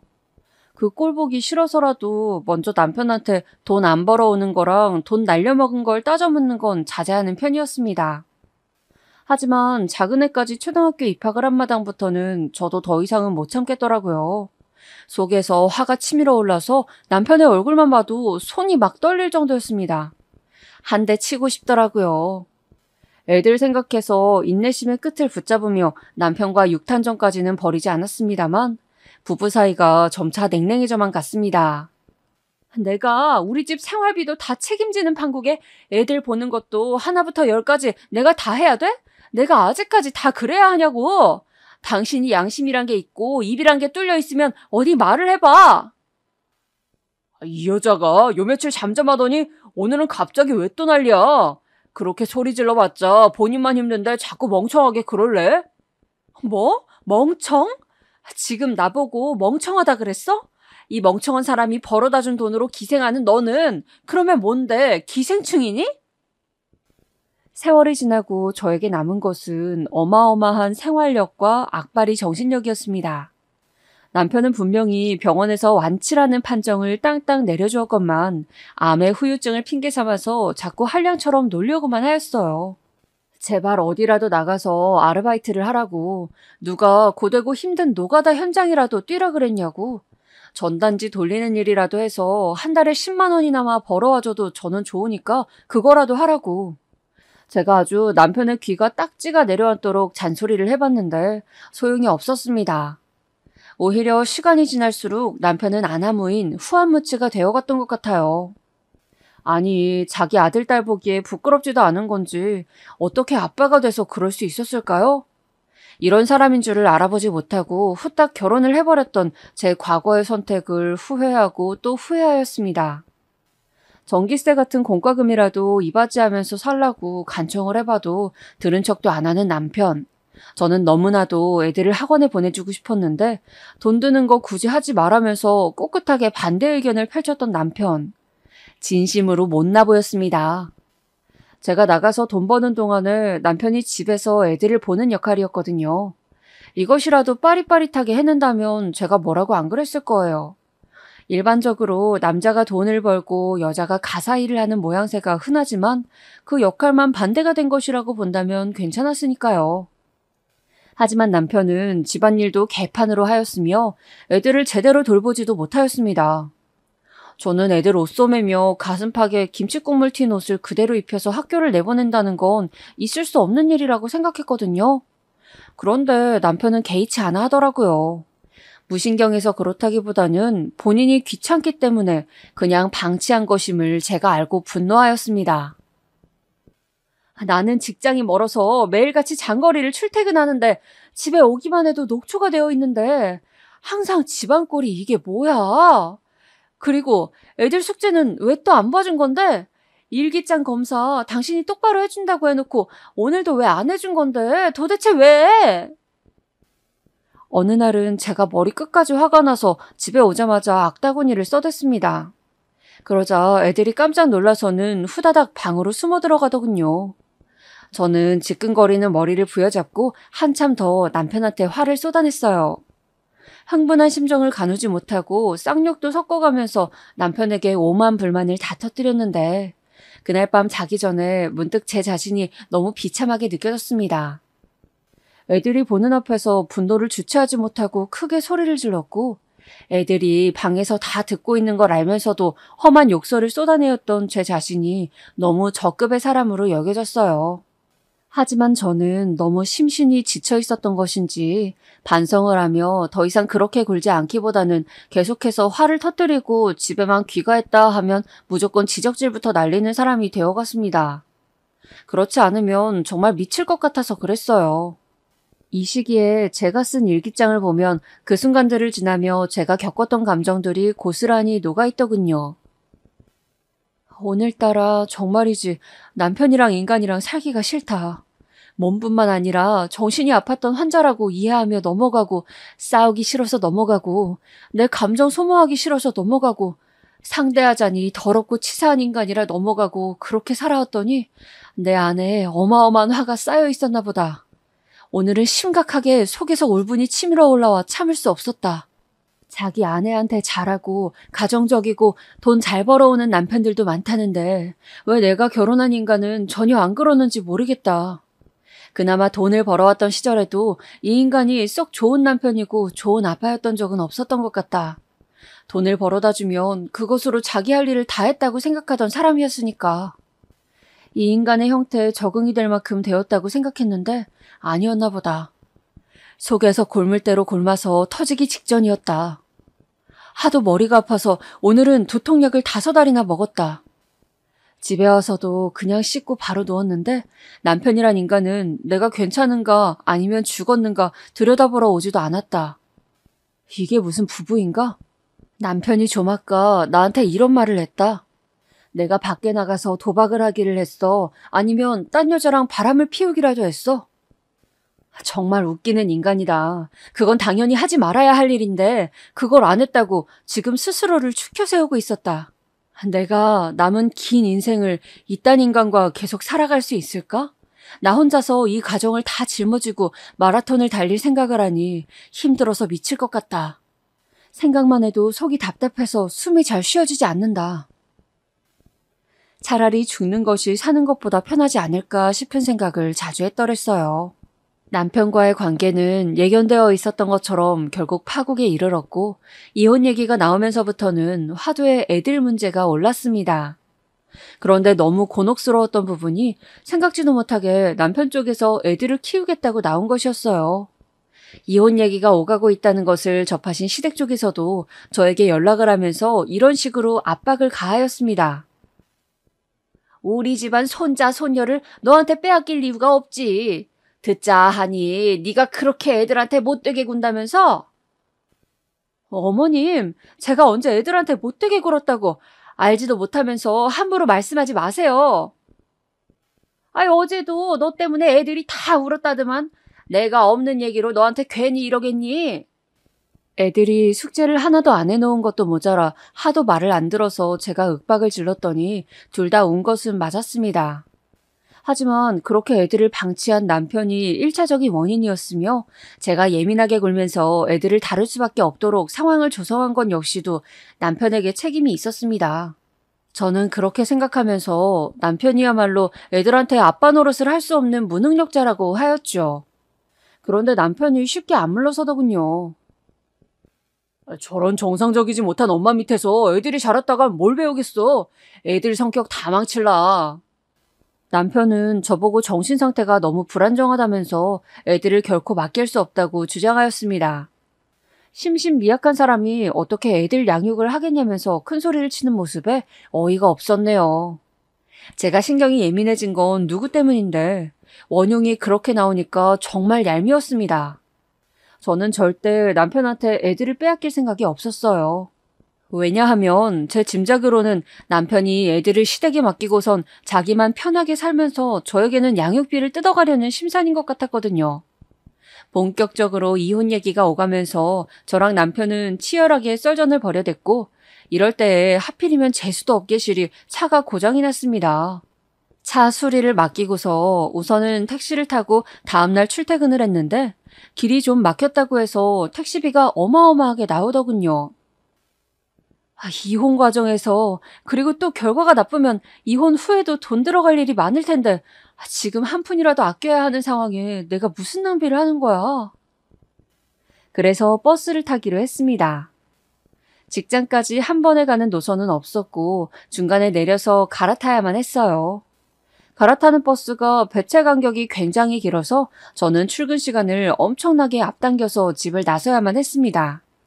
그리고 퇴근 때 버스를 갈아타기 위해 한적한 정류장에서 내린 저는 어둑어둑해지고 있는 주위를 둘러보면서 한숨을 계속해서 내쉬었습니다. 이제 수리가 끝난 차를 받을 테고 이 번거로운 고생을 더 할 필요는 없지만 제가 처한 근본적인 문제 상황은 끝이 보이기는커녕 이제 시작이었기 때문입니다. 내가 돈만 많았어도 그랬다면 어땠을까? 남편 놈한테도 큰 소리 떵떵 쳤고 애들도 당연하게 내가 데려오는 것으로 못을 박을 수 있었겠지. 걱정 없이 1,000만 원을 당장 써버릴 수 있는 만큼의 재력이 나한테 있었으면 좋겠다. 나 왜 이렇게 가난한 것 같니? 내가 그렇게 열심히 안 살아온 거니? 기분이 너무 울적해져서 한적한 동네에 위치한 그 정류장의 의자에 앉아서 상심에 푹 잠겨들었습니다. 그리고 바로 그 순간이었어요. 내가 저기서부터 불렀는데 왜 대답을 안 하는 거요? 어떤 할머니께서 저에게 다가오셨습니다. 저는 난생 처음 뵙는 낯선 할머니의 등장에 어리둥절해서 주위를 둘러보았죠. 하지만 정류장이고 그 주변에 있는 사람은 저뿐이었습니다. 그러니까 할머니께서는 저를 부르신 게 맞았죠. 다리가 아파서 이쪽에다가 앉아 있었어? 그렇게 말씀하신 할머니께서는 품에 안고 오신 가방을 저에게 주셨습니다. 대뜸 앉아있는 제 허벅지 위에 그 가방을 올려놓으셨어요. 그러더니 당황한 제 옆에 앉으시면서 실실 웃으시는 낯으로 이렇게 말씀을 하시는 겁니다. 오늘 너를 보자고 한 건 다름이 아니라 내가 네 보증금을 해결해주고 싶어서 그러지. 네? 저기 보증금이라뇨? 갑자기 저한테 왜 그런 말씀을. 내 새끼. 일이 다 커버렸어도 내 새끼는 변함없이 내 새끼요. 요즘에 이혼은 흠도 아니다. 괜찮다. 일이 기죽어 있을 필요 없어. 알겠지? 할머니께서 손을 뻗어 제 뺨을 어루만져 주셨는데 저는 그때 알아차렸습니다. 이 할머니께서 치매를 앓고 계실 거라는 사실을 말입니다. 저를 당신의 자식으로 착각하신 모양이었어요. 나는 있잖니. 너 어렸을 때 개집이라고 사내보다 못하다고 막 그랬었던 것들이 두고두고 내 가슴에 사무친다. 나는 그게 그렇게나 후회된다. 할머니께서 저를 보시며 그렇게 말씀을 하시는데 생판남인 제가 어째서 눈시울이 뜨거워졌는지 모를 일이었습니다. 집에 들어오기는 싫으니? 그래. 굳이 안 들러도 된다. 그래도 이렇게라도 와줘서 고맙다. 아마도 다정스러운 그 말씨 때문인 것 같았습니다. 날카롭게 삐쭉 서 있었던 저의 마음, 그 모서리들을 부드럽게 만들어주는 음성이었습니다. 힘들다고 도와달라고 그렇게 솔직하게 나한테 말을 해줘서 고맙고 이 엄마를 잊지 않아줘서 고마워. 할머니께서 그런 말씀을 하셨을 때 왠지 모를 위로가 되어서 저는 부지불식간에 눈물을 흘리고 말았습니다. 빠르게 흘러내린 눈물을 훔쳐내면서 제가 문득 정신이 들었어요. 할머니께서는 어디서 오셨어요? 댁이 이 근처라서 걸어오신 거죠? 집은 어디 있는지 그건 갑자기 왜 묻는다니? 우리 집이 저쪽에 있는 집이잖아. 할머니께서는 건너편 방향의 어느 지점을 손끝으로 가리키셨습니다. 그런데 한참 그 동작을 유지하고 계시다가 퍼뜩 놀라시면서 자리에서 일어나셨어요. 내가 냄비를 올려놓고서는 그대로 나왔던가? 일을 어쩌면 좋아. 이거 야단났네. 나는 가봐야겠다. 할머니께서 돌연 허둥지둥 하시더니 차가 안 오는 타이밍에 휙 길을 건너버리셨어요. 당황한 제가 벌떡 일어나 할머니를 쫓아가려고 하였으나 바뀐 신호 탓에 도로에는 차가 많이 지나다녔습니다. 어느새 할머니는 제 시야에서 보이지 않게 되었죠. 너무 황당한 일을 겪고 난 직후라서 저는 얼떨떨하게 다시 자리에 앉아 생각을 정리하다가 할머니께서 저에게 안겨놓고 떠나신 가방 안을 살펴보았습니다. 가방의 지퍼를 열자마자 제 손은 굳어버렸죠. 왜냐하면 그 안에서 정체를 드러낸 것은 바로 현금 따발이었기 때문입니다. 세상에, 이게 다 뭐야? 전부 다 돈이잖아. 뭉텅이 단위를 정리해봤더니 그 돈은 전부 5천만 원의 금액이었습니다. 저는 살면서 이렇게 큰 돈을 현금으로 만져본 적이 없었어요. 예전에 보이스피싱 사기꾼 놈들한테 뜯겼던 돈 1,600만 원을 만져보았던 것이 최초이자 마지막이었네요. 엄청난 거액인 것까지 확인하고 나니까 제 심장이 막 두근거렸습니다. 본능적으로 주변에 CCTV가 있는지부터 살펴보았어요. 이건 혹시 내가 옛날에 사기당한 거, 그리고 내가 마음고생하고 산 거, 그런 힘들었던 것에 대한 하늘의 보상이 아닐까? 당장 지금의 제가 힘든 상황이었기 때문에 돈을 보자마자 눈이 돌아갔어요. 이 돈만 있으면 제 자식들을 남편한테 안 뺏기고 지킬 수 있을 거라는 생각이 들었을 땐 더욱 욕심이 났죠. 저는 그 돈가방을 들고 집으로 돌아왔고 그날 잠을 설쳤습니다.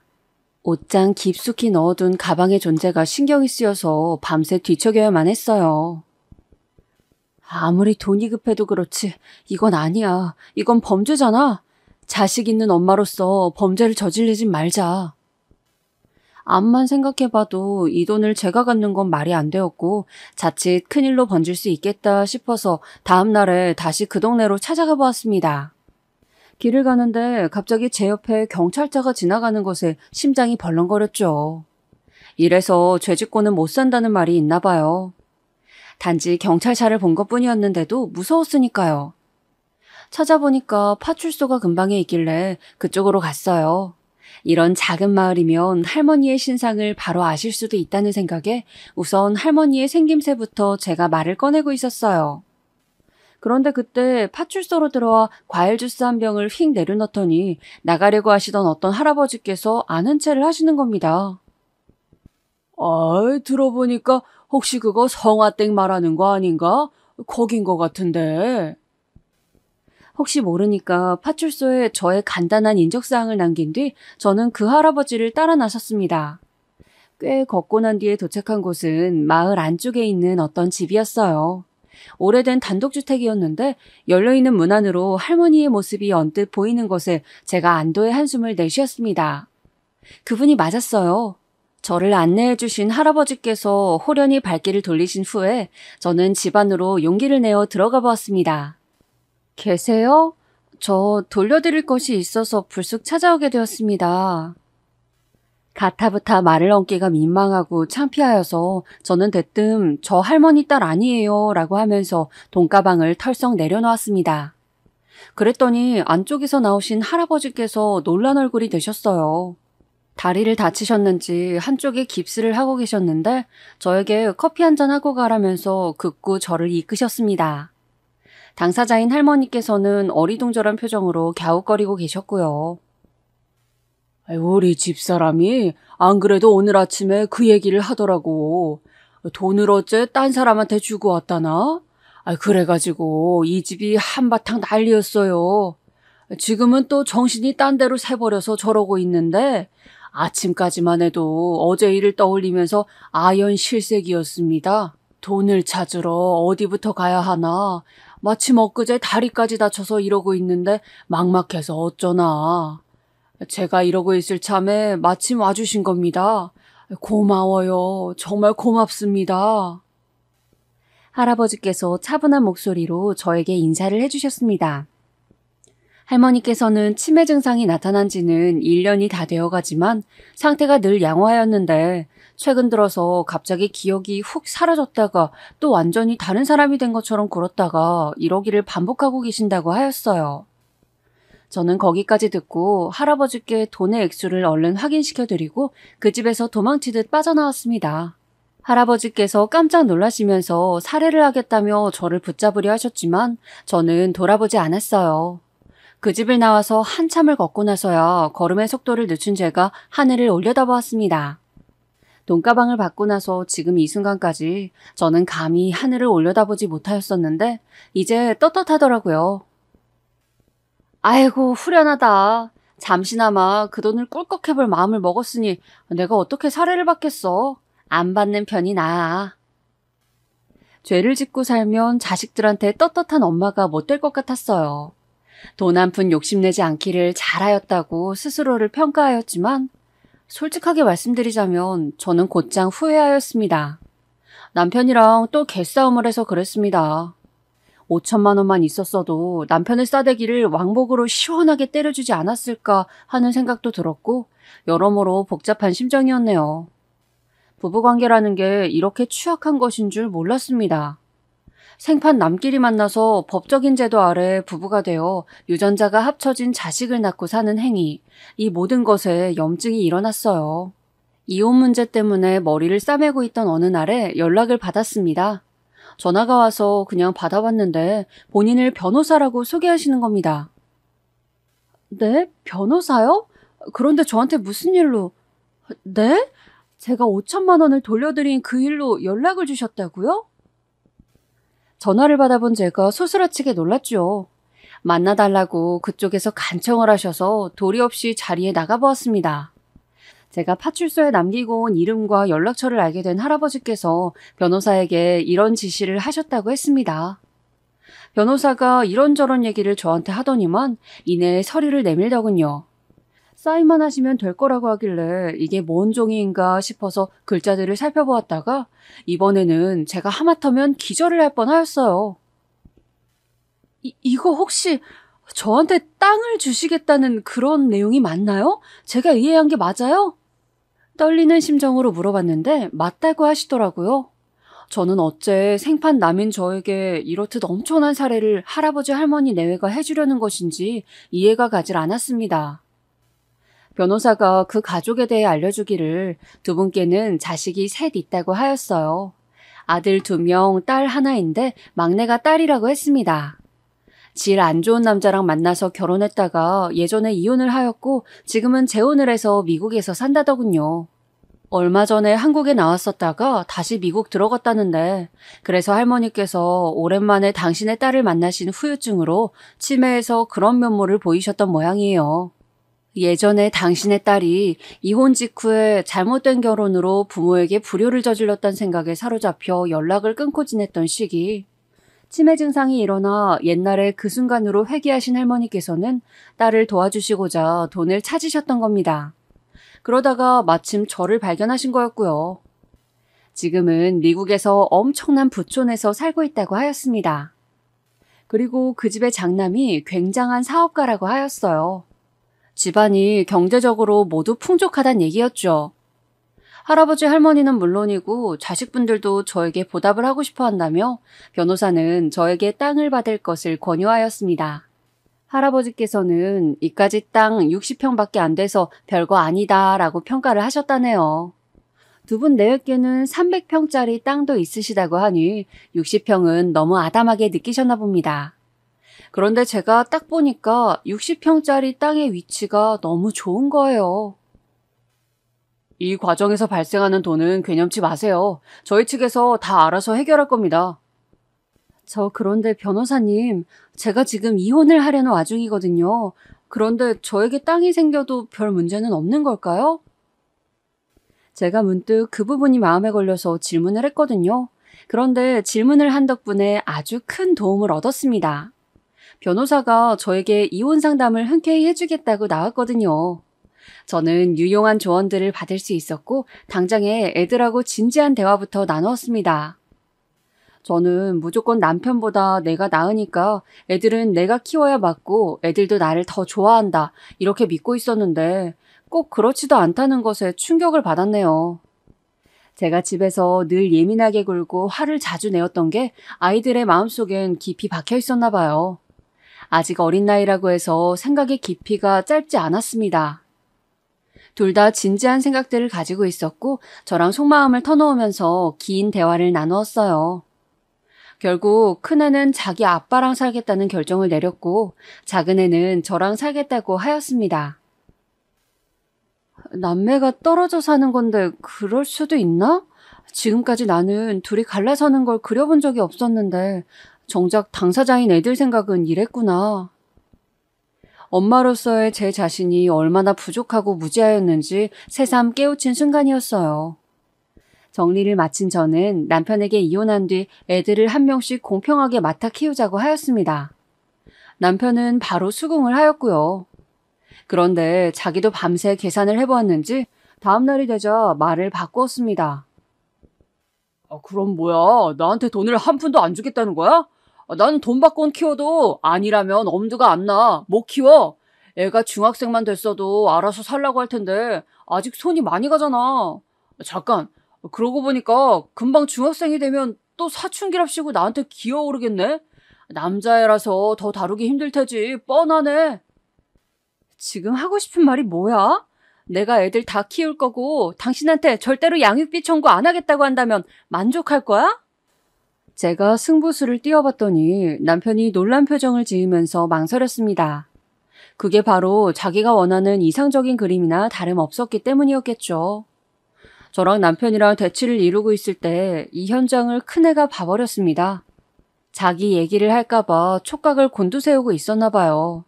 남편의 태도에 상처를 받은 큰애가 눈물이 그렁그렁해져선 자기 아빠를 째려봤습니다.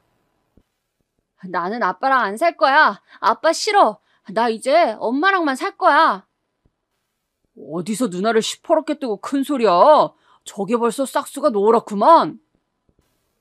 상처받은 자기 자식을 달래주지는 못할 망정 남편은 저렇게 재수없는 소리만 해댔습니다. 제가 기가 차서 얼른 큰애한테 가서 안아줬어요. 제품에 안겨서 눈물을 뚝뚝 흘리는 큰애를 보자 제 가슴이 찢어지는 듯 했습니다. 그 뒤로 썰전이 수차례 있었으나 결국은 시댁의 동의까지 다 받고 나서 제가 애들을 다 키우는 것으로 결정을 하고 이혼을 하였습니다. 출소를 하는 죄수의 심정이 그랬을까요? 이혼하고 나니까 모르긴 몰라도 딱 그 정도의 후련함과 각종 회한이 몰려들더군요. 그리고 저는 할머니, 할아버지 두 분으로부터 땅을 받게 되었습니다. 이혼 전에 재산이 발생하면 곤란한 부분이 생긴다고 변호사가 그래서 일부러 시기를 미룬 것이었죠. 저는 다시 그 집에 찾아가서 두 분을 뵙고선 정중하게 고사의 말씀을 사실은 드렸었어요. 그런데 두 분이 너무나도 완강하셨습니다. 그래서 결국은 제가 못 이기는 척 땅을 받고 말았어요. 이 과정에서 제가 드린 돈은 거의 없었고 모든 걸 알아서 해결해 주셨습니다. 땅이라는 엄청난 재산이 있다는 것만으로도 충족감이 밀려들었고 스스로 자신감이 붙었어요. 사람이라는 게 그렇더라고요. 갑자기 세상을 바라보는 눈도 달라지는 것 같았고 긍정적으로 생각하고 행동하는 면모가 늘어났습니다. 심적인 여유가 많아지니까 애들한테도 더욱 살갑고 너그럽게 대할 수 있어져서 이게 가장 행복했어요. 저는 그 이후로 종종 할아버지와 할머니 댁을 찾아가 두 분을 뵈었습니다. 장남은 엄청나게 바쁘고 차남은 멀리 살고 막내딸은 더 멀리 살고 그러다 보니 두 분께서도 적적하실 때가 많았나 봐요. 제가 민망함을 무릅쓰고 안부를 여쭈러 방문하면 무척 좋아하셨어요. 치매 어르신을 돌보러 방문하시는 복지사분과도 제가 안면을 트게 되어서 잘 지내게 된 것도 참 신기합니다. 저랑 성향이 잘 맞는 분이시더라고요. 서로 친구하자고 그래서 사적으로 연락도 하고 있어요. 세상에 어쩜 이런 일이 있고 이런 인연이 다 있나 싶습니다. 갑작스럽게 엄청난 가치의 재산이 생긴 것은 차치하고 이 일 덕분에 저는 순조로운 이혼을 하였을 뿐만 아니라 세상을 살아가는 자세 자체가 달라지게 되었어요. 이것은 가히 기적이라고 불러야 마땅할 것 같네요.